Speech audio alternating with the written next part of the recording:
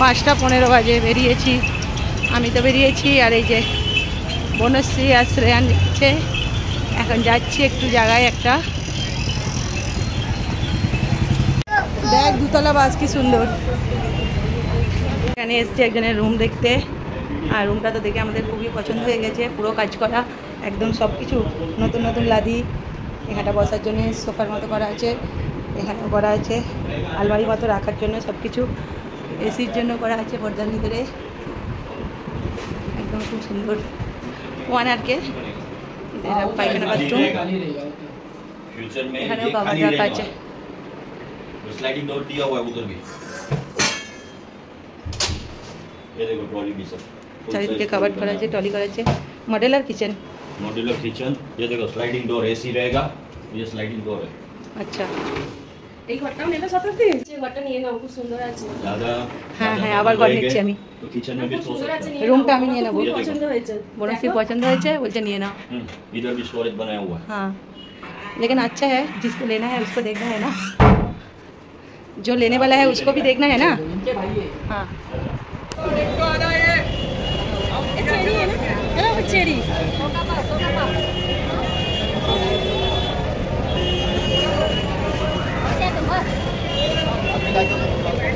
সব রকম ফল এসে গেছে, কিন্তু নিয়েছি জাম। জাম ছেলে জাম খাবে, এই জামটাও সুন্দর।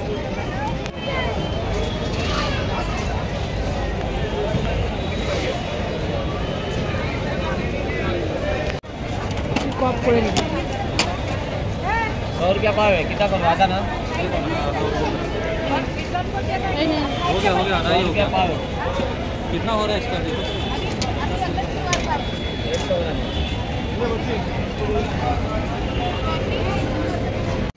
পাট শাক পেলাম, একটু নিয়ে এলাম। এখানেও পাট শাক পাওয়া যায় আমাদের এখানে। আর আজকে দিয়াপুর ভিডিওতেও দেখলাম পাট শাক বাজছে, আমাকেও বাজতে হবে পাট শাকটা। এখানে একটু কলা, জামটা তো খাওয়া হয়ে গেছে, কিছুটা আছে। শাকটা খুব সুন্দর পেয়েছে, একদম কচি কচি গোটা সুতো, এগুলো বাজতে হবে একটা একটা করে। আজ তো অফিস গেছে, রান্না নিয়ে যায়নি, কারণ আজকে ওদের অফিসে একটা বন্ধুর বার্থডে আছে। আর ওদের অফিসে বার্থডে হলেই না সবাইকে, মতলব কারো কিছু হলেই খাওয়ায়, বার্থডে থাকলে, অ্যানিভার্সারি, ছেলেদের বার্থডে থাকলে সবাইকে খাওয়ায়। আর এখানে তাই বেলায় রান্না করছি, ভাত বসিয়েছি, আলু দিয়েছি ভাতে, ভাতটা হয়ে গেছে, নামিয়ে দিই আগে। কালকে শাক নিয়ে এসেছিলাম, বাছা হয়নি। আর রাত্রিতে মেঘ ধরেছে, লাইট জ্বেলে বাঁচতে বসেছি, অন্ধকার, বেছে নিয়ে রান্নাবান্না মানে ভাজা করবে, এটাকে শাক ভাজা। আর এখানে এই যে শাকগুলো শুকনো হয়ে গেছে, বেছেছি। পাট শাকের তো মেন শিরাটা ফেলে দিতে হয়, ফেলে দিয়েছি জায়গায় জায়গায়, রয়ে গেছে। এই যে এটা, এই যে পাতাগুলো, এই যে দুটো যে শোঁ আছে ওগুলো ফেলে দিতে হবে, এগুলো ফেলে দিয়েছি। আর এই যে শিরাটা নিয়ে নিয়েছি, আর এখানে এই যে কাটছি, কেটে এগুলোকে আবার ঝিরিঝিরি করে কেটে নেব। আর একটা বেছে দেখাই। আর একটু শুকনো হয়ে গেছে শাকগুলো, কালকে নিয়ে এসেছিলাম, কালকে রাত্রিতে বাছা হয়নি, টাইম হয়নি, ওই জন্য টানা যাচ্ছে না, নইলে এগুলো খুব সুন্দরভাবে টানলে হয়ে যায়। পাট শাক হচ্ছে আমার সবথেকে প্রিয় শাক। আমি তো গ্রামের মেয়ে, আমি তো চাষির মেয়ে, আমাদের তো পাট শাক চাষের হয়। বৈকালবেলা আমরা মাঠে গিয়ে বসতাম, আর সেখানেই পাট শাক এরকম করে বেছে নিতাম, তুলে মানে একটা একটা করে তুলে নিতাম, পাতাগুলো আমাদের জমি থেকে তুলে, আর এরকমভাবে বেছে নিয়ে আসতাম, কারণ এগুলো তো বাঁচতে টাইম লাগে। আর মা ভেজে দিত। আমি তো রোজ, মানে আমি শুধু নয়, আমার বান্ধবীরা থাকতো, সবাই মিলে গিয়ে এরকম পাট শাক তুলে বেছে বাড়ি নিয়ে আসতাম। একবারে বাঁচা হয়ে থাকলে তাহলে পরের দিন মা ভেজে দিতে পারতো, কারণ আমার মায়ের অনেক কাজের, আমার মায়ের চাষিদের বাড়িতে তো অনেকই কাজ, সেটা আপনারা জানেন। আর ওই জন্য বেছে নিতাম, এরকম করে করে শাকগুলো আমি বেছে নেব, আর বেছে তারপর ভাজবো। আর আমার মা তো শাক ভাজাটা সুন্দর করে করে, পাট শাক ভাজাটা ভাজে না, পেঁয়াজটা না ভেজে আমার মা শাক ভেজে নিয়ে পেঁয়াজটা দেয়, কিন্তু আমি অতটাও ওরকম করে করি না, কিন্তু আমিও যেটা করি সেটা আপনাদেরকে দেখাবো। আর এগুলোকে আমি বেছে নিয়েছি, কেটে নেবো এগুলোকে ভালো করে ঝিরিঝিরি করে। আর পাট শাক কিন্তু খুব ঝিরিঝিরি কাটে না, একটু বড় বড়ই। আমার শাশুড়ি মা আবার তো এরকমভাবেই কেটে দেয়, হাতে করে এরকমভাবে, মানে বটি ইউজ করে না। যখন শাকটা বাঁচে না বলে ওইটা আবার আরও ভালো লাগে এরকম করে।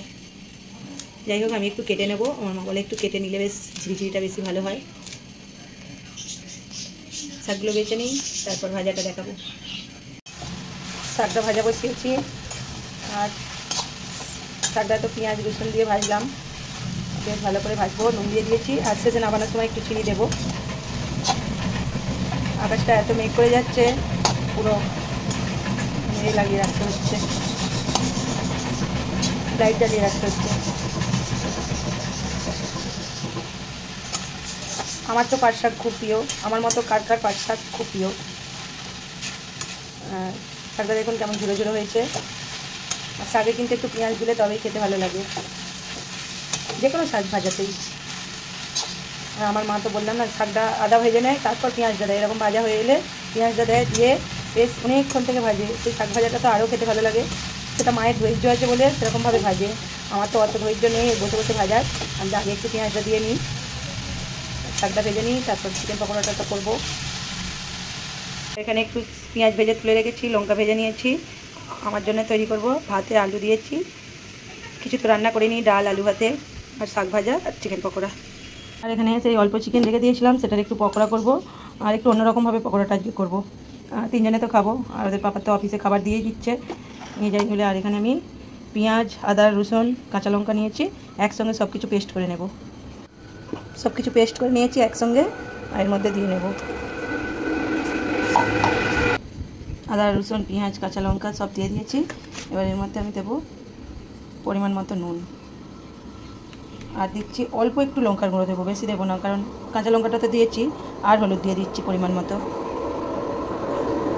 ভয়েসটা দেবো সবসময়তেই ট্রেন ট্রেন ট্রেন, 2 মিনিট ছাড়া ছাড়া ট্রেন। যখন আমি ডাইরেক্ট ভয়েস দিই তখনও ট্রেন, আর এমনি ভয়েস দিতে গেলেও আমাকে অনেকটা টাইম লাগাতে হয় এই ভয়েস দেওয়ার জন্য, কারণ 2 মিনিট ছাড়া ছাড়াই ট্রেন। আর আকাশটা মেঘলা হয়ে আছে, আজও আকাশ ডাকছে। এখন দুপুরবেলা, দুপুর থেকেই চালু হয়ে গেছে আজকে, দুদিক দিয়ে দুটো ট্রেন চলে গেল। আর বর্ষাকাল বলে চারিদিকটা সবুজে সবুজ হয়ে গেছে, পুরো সবুজ হয়ে গেছে। এগুলো কদিনের মধ্যেই কাটতে আসবে, কারণ ওটা তো গাটার, ভরে গেলে জল তো এখানে ভরে যায়, পুরো রেল লাইনে উঠে যায়, সেই হিসাবে পরিষ্কার হয়ে যাবে 2-4 দিনের মধ্যেই। আর আকাশ ডাকছে এখন গুরুম গুরুম করে, হালকা হালকা ডাকছে। প্রচুর গরম লেগেছে আজকে, মানে বাইরে গিয়েছিলাম, এত গরম করছিল, শুনতে পাচ্ছেন আকাশ ডাকছে। এগুলো তো সব কিছু দিয়ে নিয়েছি এদিকে। আর এখানে একটা ডিম নিয়েছি, ছোট্ট ডিম নিয়েছি, কারণ চিকেনটা তো অল্প, ডিমটা ফাটিয়ে এতে দিয়ে নেব। ডিমটা ফাটিয়ে দিয়ে নিয়েছি, আর চিকেনটা তো অল্প। আর চিকেন কালকে রাত্রিরে আনতে গিয়েছিলো, কিন্তু অনেকে রাত্রিরে গেছে, সেটাকে ডক্টরের কাছে নিয়ে যেতে গিয়ে কিন্তু তখন দোকান বন্ধ হয়ে গেছে, ডিমও পাইনি, চিকেনও পাইনি, ওই জন্য আজ বেরোতে হয়েছিল আমাকে। আমি ডিম নিয়ে এসেছি, কিন্তু আমি চিকেন কিনতে পারি না বলতে চিকেনটা যখন কাটে না দেখলে আর খেতে পারি না। সেই জন্য আমি একবার গিয়েছিলাম অনেক বছর আগে, আর চিকেনটা কিনে নিয়ে আসার পর আমি তো সেই দিন চিকেন খেতেই পারিনি, আর অনেকটা চিকেন নিয়ে এসেছিলাম। তারপর থেকে আমি আর চিকেন কিনতে যাই না, কেউ আসবার কথা হলেও আগের দিন চিকেন নিয়ে এসে রেখে দেয় ফ্রিজে। আর ফ্রিজের চিকেনটা তো খেতেও ভালো লাগে না। ফ্রিজে বলতে বলতে আবার এই কথা বলতে বলতে আবার একটা ট্রেন, 5 মিনিট ছাড়া ছাড়াই ট্রেন এখানে। আমি তো শুধু চিকেনটা মাখতে গেছি, তৎক্ষণে আবার একটা ট্রেন চলে এলো। আর এখানে দেখুন সব কিছু আমি মেখে নিয়েছি, নিয়ে আমি এটাকে 10 মিনিট রেস্টে রাখবো। এখানে তো চিকেনটা রেখে দিয়েছি, আর এখানে আমি এটা নিয়েছি 2 চামচ ময়দা, 2 চামচ কর্নফ্লাওয়ার, আর 2 চামচ চালের গুঁড়ি। এখান থেকে নিয়ে নিয়েছি আবার ট্রেন। আজ আমি রান্না করতে করতে কতগুলো আপনাদেরকে ট্রেন দেখাইছি দেখুন। আর এই 3টাকে নিয়ে নিয়েছি, নিয়ে মিক্স করে নেব, আর এতে দেবো পরিমাণ মতো নুন। সব কিছু দিয়ে ভালো করে একসঙ্গে মিক্স করে নেব।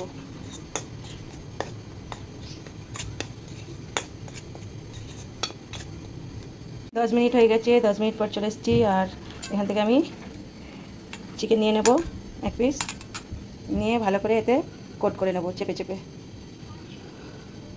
নিয়ে এখানে জল নিয়েছি, জলের মধ্যে ডুবিয়ে নেব, নিয়ে আবার আমি এতে ভালো করে মিক্স করে নেব। সব কটা একই রকমভাবে, পিসগুলো বেশ একটু বড় বড় হলে ভালো হতো। আর চিকেনটা তো যেরকমভাবে নিয়ে এসেছিলো সেরকমভাবেই ছিল, কেটে নিয়েছি। এখানে আবার ডুবিয়ে নিচ্ছি, নিয়ে আবার কোট করে নিচ্ছি একটা।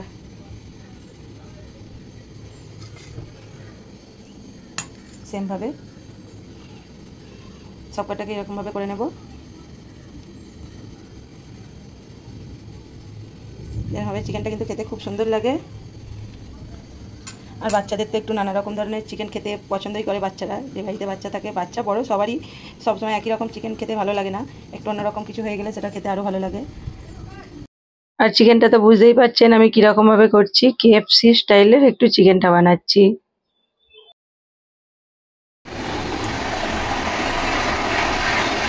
আবার ট্রেন এখানে এগুলো তো হয়ে গেছে, আর এগুলো বাকি আছে, এটা পরে বানাচ্ছি। আর এগুলো ভেজে নিই আগে, এগুলো ভেজে নিয়ে বাকিটা বানাবো। এখানে ডাল হয়ে গেছে কুকারে, আর আমি তো আগেই এটা করে নিয়েছি, শাকটা ভাজা হয়ে গেছে, চিকেনটা ভেজে নেব।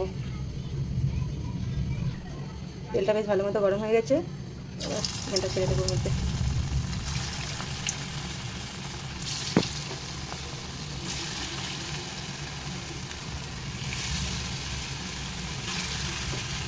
সব কটাই একবারে দিয়ে দেবো। এটা কম পড়ে গেছিলো, আরেকটু আবার সব কিছু দিয়ে, চালের গুঁড়ি সব কিছু দিয়ে আরেকটু বানিয়ে নিলাম, বাকিগুলো আবার বানিয়ে নিই। আর ওখানে তোটা বসিয়ে দিয়েছি, ঠিক হয়ে গেছে, উল্টে দেবো। আজকে দেখুন দেখতে কত সুন্দর হয়েছে না, পুরো একদম অন্যরকম। সবসময় আমরা একরকম খেয়ে খেয়ে যখন বোর হয়ে যাই, এরকমভাবে যদি চিকেন পকোড়া বানিয়ে নেওয়া যায় না, পুরো দুর্দান্ত খেতে লাগে। আর এটা ভাজাটা দেখলেই বুঝতে পারছেন যে কীরকম সুন্দর হয়েছে, मतलब কতটা সুন্দর হয়েছে। বর্ষার দিনে এরকমভাবে যদি চিকেন পকোড়া বানিয়ে নেওয়া হয় না, চায়ের সঙ্গে একদম পুরো জমে যাবে। এটা কিন্তু আমি ভাতের সঙ্গে বানাচ্ছি, এটা চা পকোড়া।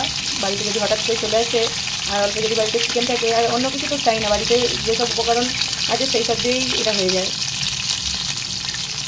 আমার এগুলো ভাজা হয়ে গেছে, এগুলোকে তুলে নেবো, নিয়ে বাকি পকোড়াগুলো আমার বানানো হয়ে গেছে, এগুলোকেও ভেজে নেবো।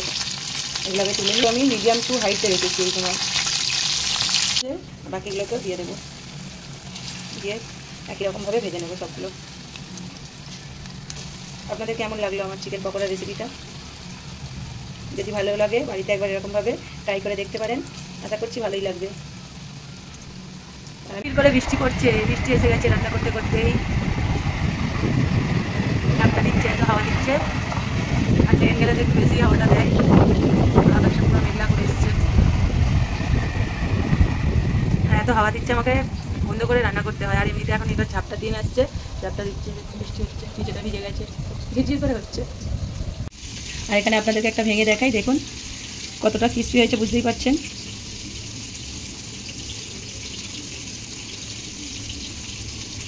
খেতে কিন্তু দুর্দান্ত লাগে, একবার হলেও বাড়িতে ট্রাই করে দেখবেন। ভাত করেছি আর আলু ভাতে দিয়ে দিয়েছিলাম, ছেলেদের ভাতটা রেডি করছি ওখানে ভাজতে দিয়ে, কারণ ওদের খিদে পেয়ে গেছে, ওদেরকে দিয়ে দিই। আর আলুটা মাখা করবো, আর আমি তো একটু ওদের কাছে খেতে দিয়ে দিই, কারণ লেট হয়ে গেছে, তারপর আমারটা করে নেব। আমি তো রান্না করতে করতে ও তো লাঞ্চে বেরিয়ে আমাকে ফটোটা পাঠালো যে আমাদের এই খাবারটা দিয়েছে। আমার মিস্টারদের অফিসে ওর যে বন্ধুর বার্থডে আছে, ও আজ এই খাবারটা দিয়েছে, জিরা রাইস, তার সঙ্গে রুটি আছে, স্যালাড আছে, চিকেন কষা। আলু মাখাটা হয়ে গেছে, আর ভাতটা রেডি করে নিয়েছি, আলু মাখা, ভাত, শাক ভাজা, চিকেন পকোড়া, ডাল আছে। খাওয়া দাওয়াটা করে নিই, ছেলেদেরকে তো খেতে দিয়ে দিয়েছিলাম, ওদের তো খাওয়া হয়ে গেছে।